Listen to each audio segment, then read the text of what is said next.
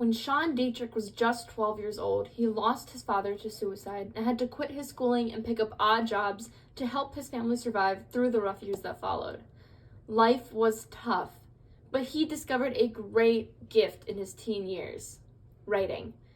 Dietrich eventually finished his schooling and has found great success as a newspaper columnist, blogger, and short story writer, having now published 8 books. Perhaps it is due to his tragic childhood that he has always had a soft spot in his heart for the underdog.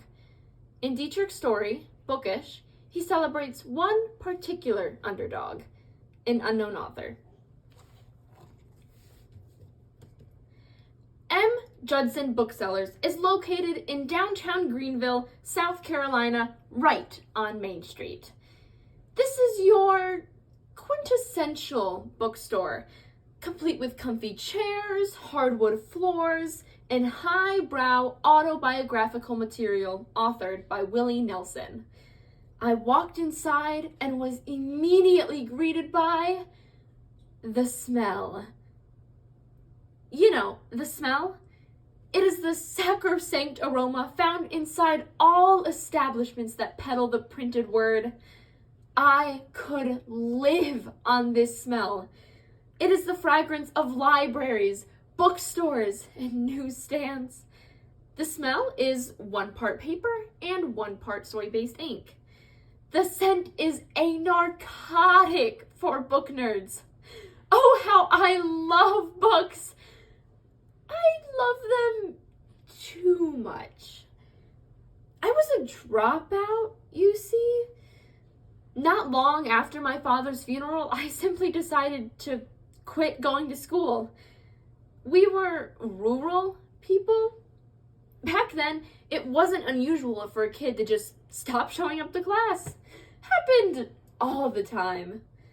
Today, of course, you couldn't get away with such idiocy. You try dropping out today, and you'll end up in juvenile hall, chained to a desk, forced to read Tolstoy. Currently, there are even laws in some states where dropouts cannot receive driver's licenses. Times have certainly changed, because back in the day, if you quit school, nothing happened. Nobody made a fuss. And so I willingly became a loser. And that's the thing about dropouts. They don't like themselves very much. I realize that I'm generalizing here, but almost every dropout that I've met feels one of 2 ways about themselves. They are either deeply ashamed or they are falsely arrogant. Both attitudes are creeks shooting from the same ugly river, a river named inferiority complex. Many dropouts also feel one of 2 ways about books. They either love them or they avoid them like head lice. I've worked alongside dropouts on construction job sites who have had severe aversions to books, refusing to use them for anything but leveling imbalanced tables and killing cockroaches. And then, of course, you have the maladjusted dropouts who felt so inadequate, so painfully embarrassed about their dismal education, that they overcompensated by reading everything but the phone book. I was that guy. I was the guy who, deep down, just wanted to feel worthy. Worthy of what? I don't know. Love, maybe? I guess that's all anyone wants, really. Love.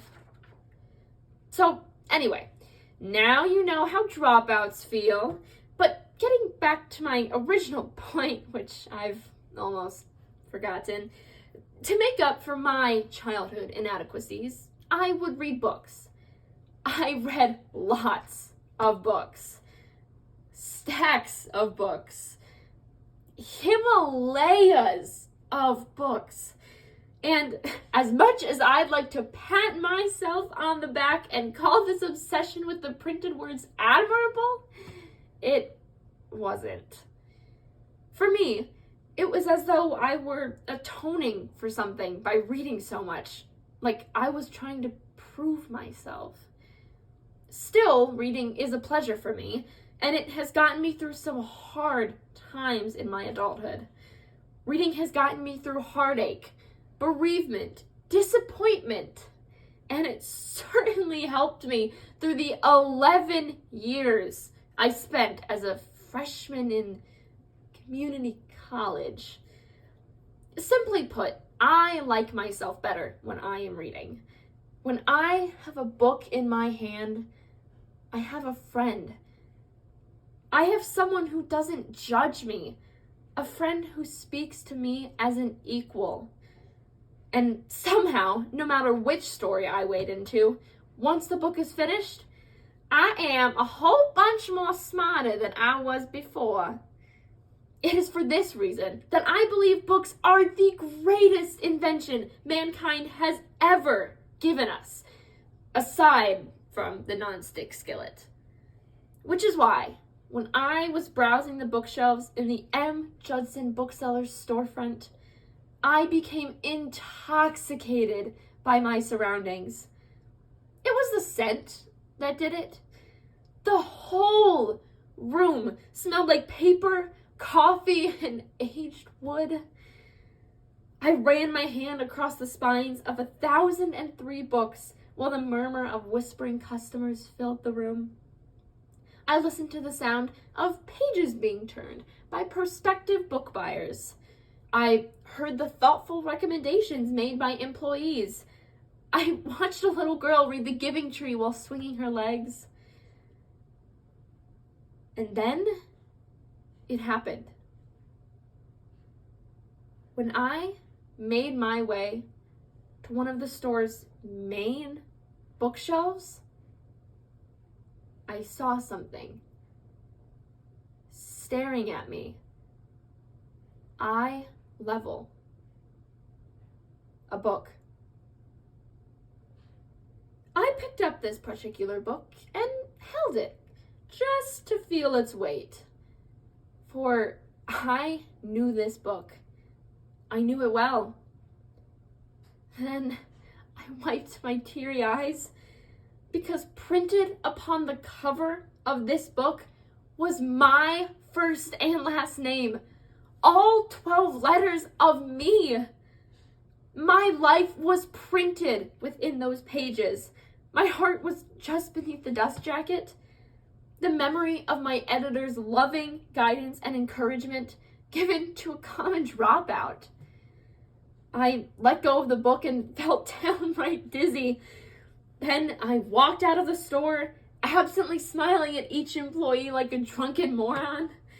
And for the rest of the day, my feet never touched the ground. Because, for some reason, I didn't feel like a loser anymore.